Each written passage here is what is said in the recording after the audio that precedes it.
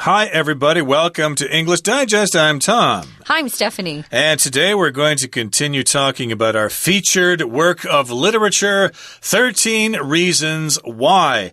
This is a good choice for us here. It talks about bullying and teen suicide, which are topics that have been quite popular recently. And this is also a novel that came out about 10 years ago. And it's also been made into a TV series as well, which I understand is quite popular. Very popular. Gosh, I saw the ratings on it. 86% of the viewers gave it a thumbs up. It's gotten some good critical reviews from critics, but I've also read some articles that have said that parents are a little bit concerned that maybe this is putting suicide into the minds of children who are probably struggling and don't need that kind of idea put into their minds. So there are good pros and cons, I guess, to this particular book and TV series. Right. So today we're going to continue talking about this book and the author himself, Jay Asher from California, USA. So let's get to it, everybody. Let's read the entire contents of today's lesson, and we'll be right back.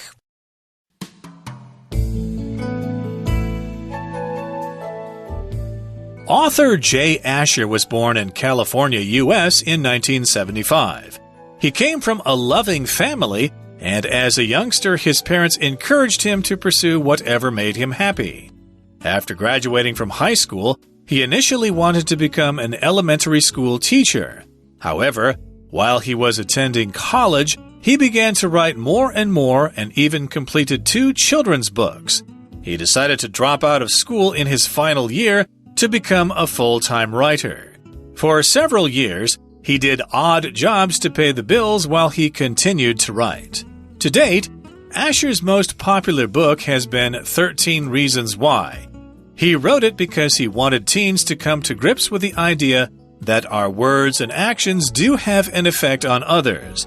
Although we might sometimes say something as a joke, we never know how words can cause harm to someone else. Similarly, this applies to the nice things we say as well. At times, a simple act of kindness can help uplift someone when they're going through a hard time in life. Asher is pleased that he's received feedback from many readers stating that the book changed their lives. Some started anti-bullying groups at their schools, while others re-evaluated the way they treat their classmates. Last December, the novel's 10th anniversary edition was released. This latest edition includes the original ending, in which Hannah survives. When asked about the creative process behind the original ending, Asher said he wanted to give Hannah and all of the characters who were cruel to her a second chance. He dropped the idea nevertheless, because if someone goes through with a suicide, there are no second chances for anyone involved. Readers can explore both endings to see which one they prefer.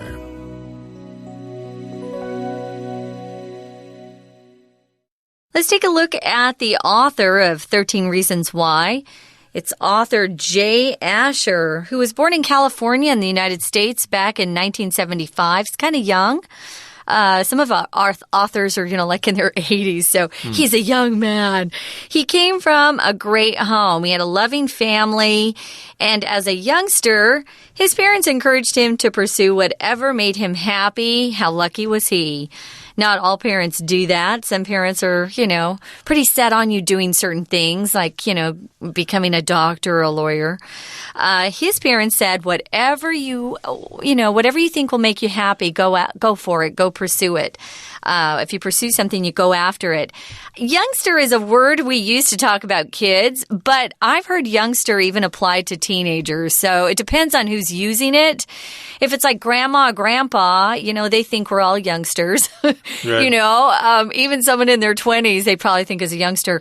But a youngster is technically, I would say, anywhere from young to maybe, 16, 17, maybe. Sounds about right. A young person, basically. So when he was a kid, a youngster, a young person, his parents encouraged him to do whatever he wanted, to pursue whatever made him happy. If you pursue something, oftentimes that means you follow someone because you want to harm them or attack them. Ooh. But in this particular case, it means that you seek or you want to accomplish accomplish some kind of goal, and that's usually something that takes a period of time. To pursue a postgraduate degree, for example, I thought about that for a long time and decided against it, but in this particular case, he's pursuing what is going to make him happy. Does he want to be a rock star? Does he want to be a truck driver? Does he want to be a nurse or something? Hey, whatever makes you happy, son, do whatever you want. That's great. So after graduating from high school, he initially, or at first, he wanted to become an elementary school teacher or primary school teacher, as sometimes it's referred to as primary school. Elementary school is typically grades 1 to 6, at least in the United States. When you graduate, you complete a course of study or training. You could maybe be going to a culinary school, right? That's not a regular college, or it's kind of a vocational school, I guess you could call it. It might be a year. You could still graduate from that, but you have to finish the course of study in order to graduate. Here, he graduated from high school, and that's when he thought, maybe I want to teach little kids. I want to be an elementary school teacher. That's what my mom was. She taught second grade. Okay, that's an elementary school teacher, or as you said, it could be a primary school teacher. But yeah, grades 1 to 6 is usually considered elementary school. However, while he was attending college, when he was going to university, he began to write more and more, and even completed 2 children's books. So he wanted to be an elementary school teacher, but I guess he was writing on the side as a hobby or something, cool. Or maybe as part of assignments or something. Maybe. And he was writing more and more. And in the process, he actually finished or completed 2 children's books, which could be books for young readers or even very small children, where there isn't a lot of text, but there are a lot of big, colorful pictures. So maybe he's an illustrator as well. We don't know, but in any case, he finished 2 children's books. And as a result of that, he decided to drop out of school in his final year to become a full-time writer. Son, you're so close to graduation. Why do you want to quit school? Well, I know what my calling is. I know what I want to do with my life, and I don't think I need to graduate. So he decided to drop out of school. If you drop out, that means you quit school. If you drop out, you stop attending class. Sometimes you don't even make it official. You just stop. Some people will go into the administration's office and say, hey, I'm withdrawing, and try to get some money back. But he decided, I don't want to do it. And it was his final year, and he just focused on being a full-time writer. And if you're writing full-time, it's hard to make a living that way until you get your book published. So for several years, he had what we call odd jobs to pay the bills. An odd job would be like maybe mowing the lawn for people, or maybe he was doing some writing for a friend, or a company was hiring him as a freelance writer. Maybe he was good with cars and he was fixing up cars, There are lots of things you can do that would be qualified as odd jobs. I've had lots of odd jobs. I delivered the newspaper when I was, in junior high. You've had odd jobs, right? Oh, yeah. Lots of odd jobs. I delivered newspapers. I shoveled sidewalks. I worked at a gas station. I was a pizza cook at Pizza Hut. I delivered mail. I worked at a motel and stuff. Those are lots of odd jobs. Pizza. They're not really jobs you do as a career. Or long-term either, right? You're just doing them to make some money, maybe to save up to go someplace else, to move, or to go to college or something. And yeah, he did these odd jobs to pay the bills while he continued to write. So, hey, I got to go out and, deliver pizzas this afternoon, but tonight I'm going to go home and work on my short story or something. And he might have also been just taking writing assignments, like, doing a research piece for somebody just to make a little money on the side. But what he really wanted to do was to write novels. Now, to date, up to the present time, Asher's most popular book has been 13 Reasons Why. He's written other books, but this is his most popular one, and he wrote it because he wanted teens to come to grips with the idea that our words and actions do have an effect on others. So yes, he's writing this book, or he wrote it, so that teens, young people in their teens, 13, 14, 15, etc., they need to come to grips with this idea about what we say can actually have a profound effect on other people. If you come to grips with something, that means you try to understand or comprehend something that is difficult, especially if it's something that you don't want to face. You need to come to grips with the fact that your pet dog is now dead and he'll never be wagging his tail when you come home from school. The dog is gone. So I have to accept it, I guess. Yeah. Have to accept that poor dog is gone. I think it's really important, especially nowadays, because we have all of this social media and people write and post things and don't use their names sometimes. You know, they can go and be anonymous, or maybe they're not anonymous. There's a lot of Facebook bullying that's going on, especially with kids who are in school. Lots of trolls out there. Trolls, yeah. If you troll somebody, you follow them and you offend them and you bully them and you say rude things. There's a lot of that going on today. So I think it's really important that kids know that words matter.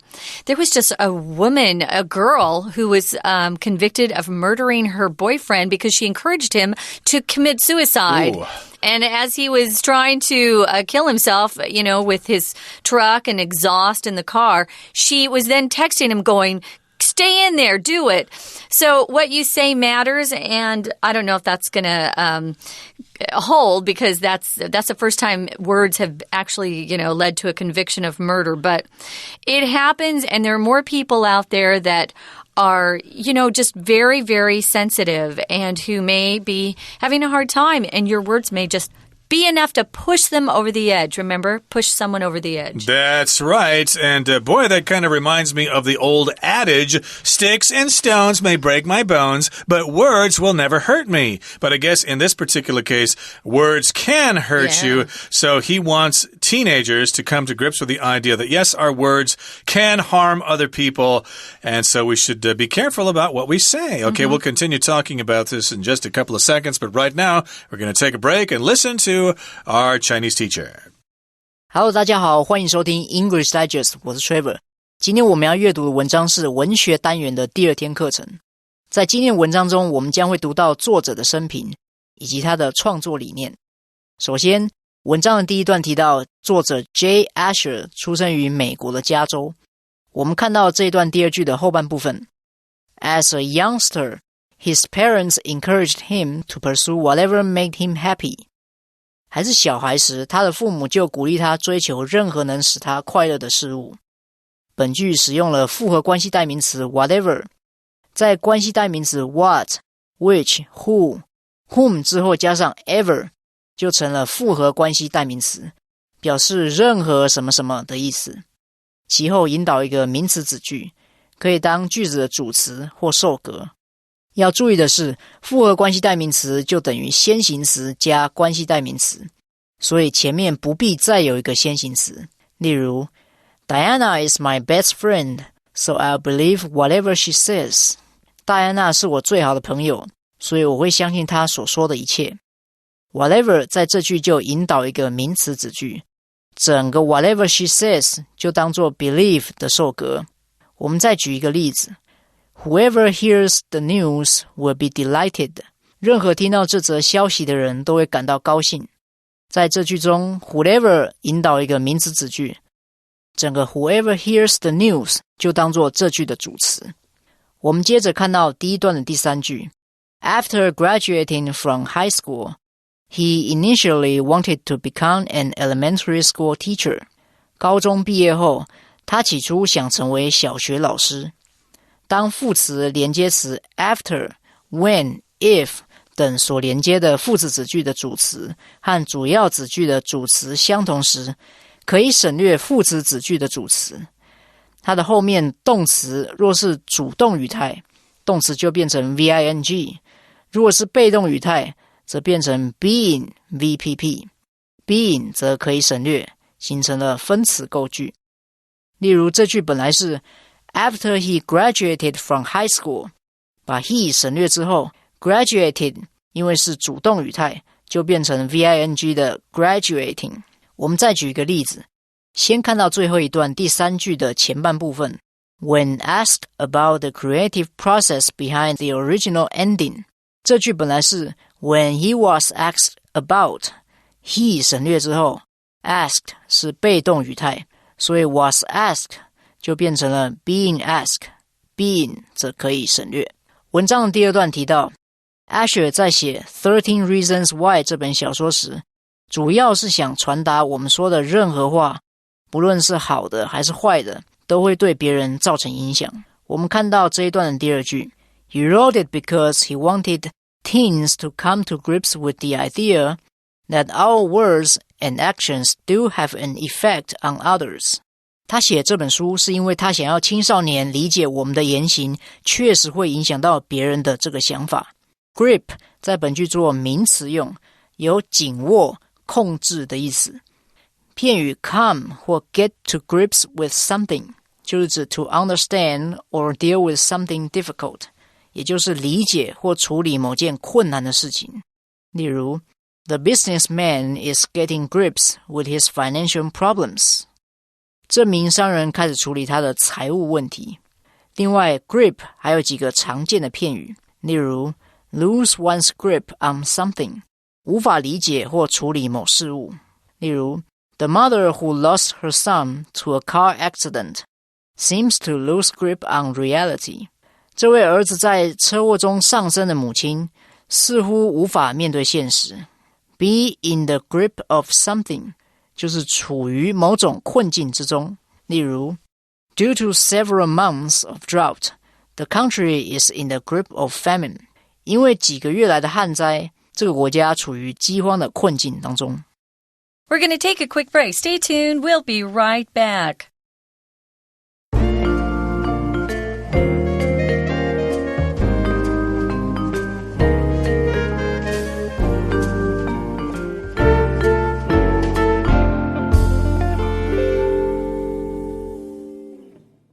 Welcome back, guys. We're talking about the author of 13 Reasons Why, Jay Asher, and his life story, his background. We know that he was born in California. He had a great family who loved him, and his parents really encouraged him to pursue whatever would make him happy. And at first, he thought he would become an elementary school teacher, and then as he was in college, he found that he really liked to write, and he had written a couple of children's books when he decided, oh, forget this degree. You know, I'm going to write. I want to write for a living anyway. Why do I need a degree? And you don't if you're a writer. If you're an elementary school teacher, you do. But he dropped out and became a full-time writer while he paid his bills through some odd jobs he picked up here and there. And we know that in second paragraph, 13 Reasons Why has been his most popular book to date. He may write a more popular book in the future, but right now, that's his most popular book. He's got some other ones out there as well. I don't remember their titles. You can look them up. But in any case, this is quite a popular novel. It's all about teen suicide and bullying and stuff like that. And where we left off with, he said he wanted to write this book because he wants teens to come to grips with the idea that what we say and what we do can affect other people. Yeah. And although we might sometimes say something as a joke, we never know how words can cause harm to someone else. Yeah, be careful there. Of course, I don't think we should, be a thought policeman all the time about what we say. Sometimes we do say things when we're joking and stuff like that, but I guess we need to be aware that sometimes we may say things that may go a little bit too far and they may cause harm to someone. So you probably just need to be more sensitive about those things. Yeah, but Hannah wasn't just being abused with words. People were hurting her through their actions. So he's also saying, hey, the things we do to each other matter, especially at that age. When you're in junior high and high school, you're just not very confident. No one is, even if they pretend they are, they're not. And it's a hard time for everybody. And you just kind of need to back off and be nice. My mom was always saying, befriend the ones who don't have friends. But to befriend means to make friends with someone. And, she was very sensitive to that. And we were always looking out for that. But, a lot of kids, they just don't really think about it. And their parents aren't at home teaching them good things. So we sometimes have problems like you'll see in this novel. Some of the things these guys and girls did to Hannah were pretty awful. Now, let's go back to the second paragraph. We stopped when we were talking about how we don't know when our words might, be taken to be more serious serious than we expected. We thought it was a joke, but someone took it to heart. It says, similarly, this applies to the nice things we say as well. So when we say nice things, it can have an effect, an influence on people, which can change someone's life. My brother befriended somebody who was really not very popular. And today, this friend who has gone on to be very successful in life. And I think sometimes it's just making one good friend in high school that can change a life. When you apply something to something else, it means it fits this situation. You can use it here. So if mean words and actions can affect people, nice words and nice actions can too. Sometimes people just don't remember that. We're kids, we want to be popular, we're in it for ourselves, and sometimes the people just aren't beneficial to us. We just kind of brush them off and ignore them. But actually, maybe you could make a difference in someone's life by actually trying to be friends with them, like your brother there. And that probably changed his life there because of that. But in any case, this does apply to the nice things we say. So yes, sometimes it never hurts to say something nice. And at times, a simple act of kindness can help uplift someone when they're going through a hard time in life. So to uplift means to raise something or someone. Basically, in this case, it means to make them feel happy, to make them feel positive about things. And you never know what people are going through. If you go through something, that means you're experiencing something difficult. You might be going through your parents' divorce or something, or your parents' alcoholism, or the death of a relative or something like that. You never know what people are going through. Everybody seems to have some sort of crisis in their life. Now, Asher, the author, he's pleased that he's received feedback from many readers who have told him that the book has changed their lives, which would feel great as an author. Feedback here, guys, is a noun. Please don't use this as a verb.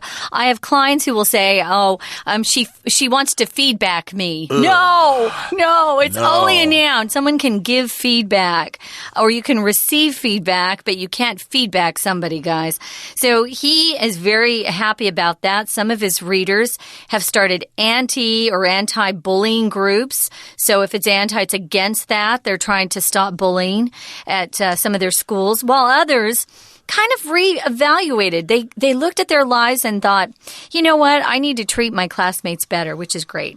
Exactly. Maybe I don't need to be such an idiot. Maybe I can be nice to kids and I'll be popular still. Well, last December, the novel's 10th anniversary edition was released. Yes, as we said, this book was written about 10 years ago. So it's celebrating its 10th anniversary. Yeah. An anniversary is just a yearly celebration of something that happened. Usually it's a wedding anniversary, but it could be other things. The anniversary of the beginning of our company, for example. Also, if you want to celebrate the anniversary of the end of World War II, for example, people have certain celebrations for that. And this was the anniversary edition, a special book that's published to commemorate or recognize this 10th anniversary celebration. So that's cool. This latest edition includes the original ending. The book used to end a different way. Original means the first. So when he first wrote his book, had a different ending, which is kind of interesting. That ending had Hannah surviving. She didn't actually commit. She tried to commit suicide, and I guess they found her in time and they were able to save her. When asked about the creative process behind the original ending, Asher said he wanted to give Hannah and all of the characters who were cruel to her a second chance. There's a lot of hope in that ending, I think. You know, nobody likes to think that they can't fix something that they did wrong in the past. There's all that regret. And he wanted to give not only Hannah a second chance, but the people who are cruel or mean to her. If you're cruel, you really don't care that you're hurting someone. Exactly, and he dropped the idea nevertheless, which means he decided against it. And it goes on to say, because if someone goes through with a suicide, there are no second chances for anyone involved. So here we've got the phrase to go through, which is similar in meaning to the original go through we were talking about. Going through a hard time means you're experiencing something difficult, like I said, some kind of crisis in your life. But in this particular case, if you go through with some kind kind of action or plan, that means you do what you intended to do. You thought about it beforehand and you planned it out, but maybe it was too difficult to do or you were kind of scared of it, so you decided not to go through with it. For example, maybe you decided to go to law school and it was too hard and you decided, I'm not going to go through with this. I'm just not going to finish law school. I'm not cut out to be a lawyer. Now, this anniversary edition gives you the original ending and the current ending that is in the book where Hannah does die. A lot of authors are asked about their creative process. This is how they actually wrote the book. It's really fascinating to authors, would-be authors, people who hope they can write someday or trying to write a good book. Creative means you're using your imagination. These are original ideas you're coming up with. And that's when they heard why he wanted to do that, why there was this original ending. It makes sense to me, but actually, you know, suicide's pretty serious. So I don't know if it's always good to let people think there's always a happy ending. Sometimes it just is hard. Yeah, people like a happy ending, and maybe he decided against having a suicide because it would give people ideas. We don't really know, but in any case, the hard reality here is that if you go through with suicide, you can't have a second chance. That's it. Once you're dead, you're dead. You don't get a second chance unless you believe in reincarnation or something like that, but nobody knows that for sure. So if someone is involved in someone, that means you are a part of a situation, and readers can explore both endings to see which one they prefer. If you explore something, you check it out, and you learn something new. Kind of fun. That's just our, background on an author. Our next program, we're going to talk about some of the themes in the book, what Jay Asher was actually trying to communicate. Right now, though, it's time for our Chinese teacher. 文章的最后一段提到 Asher 为了小说写了2种结局，读者可以选择自己所偏好的故事结局。我们看到最后一段的第2句 This latest edition includes the original ending in which Hannah survives. 最新这一版包括了汉娜存活下来的原始结局。这句的关系代名词 which 前面有一个介系词 in， 这是因为关代所引导的形容词子句最后有介系词的时候，如果该介系词用先行词为受格，就可以将介系词放在关代的前面。例如Jack is the man who I chatted with yesterday. 杰克是我昨天聊天的男子。介系词 with 也可以放到关代 who 的前面，但要注意的是，这时候 who 要改成 whom， 而且不可以用关代 that 替换。所以这句就变成 Jack is the man with whom I chatted yesterday. 以上就是今天的课程，我们下次再会。Thanks for joining us, guys. Again, we have one more day to talk about 13 Reasons Why, what the message within it really is, at least according to the author. We're going to do that, but you'll have to join us then because we're out of time today. Thanks for joining us. For English Digest, I'm Stephanie. I'm Tom. See Goodbye. ya.